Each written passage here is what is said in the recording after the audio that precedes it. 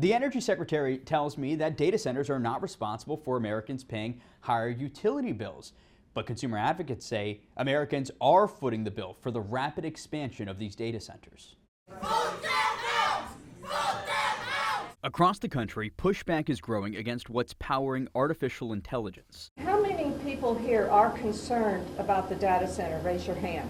Our Get the Facts data team found more than 2,300 data centers are currently up and running nationwide. Another 1,600 are in planning or construction. President Trump has signed executive orders to fast-track permits to build data centers. But the president has also said that tech companies should pick up the tab for their own power consumption. If they had to rely on the grid, they wouldn't have any power. You wouldn't have any power for anything. We pressed the Energy Secretary. Are Americans right now paying higher utility costs, in your opinion, for data centers? In the short answer, no. Americans are not paying higher prices because of data centers. Secretary Wright actually argues the opposite, saying more demand from data centers can help fuel lower prices. I understand people seeing this big industrial development, they're concerned about it, but it is a pathway to lower prices, not higher. One recent study backs up the Secretary's comments, but others suggest the demand can overload the grid. In my lifetime, I don't think we've seen such a significant growth in demands and therefore significant increases in costs and prices. Consumer advocates say it's already visible in certain areas. Customers are paying about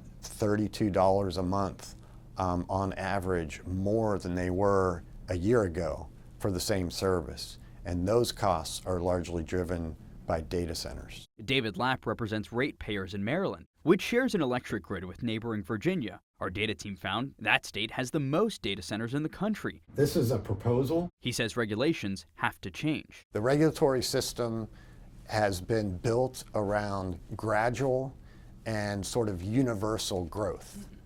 And that's where data centers break the paradigm. They are not gradual and they're not universal. They're local and they're massive.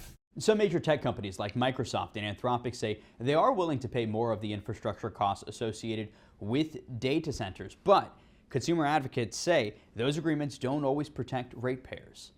In Washington, I'm Christopher Salas.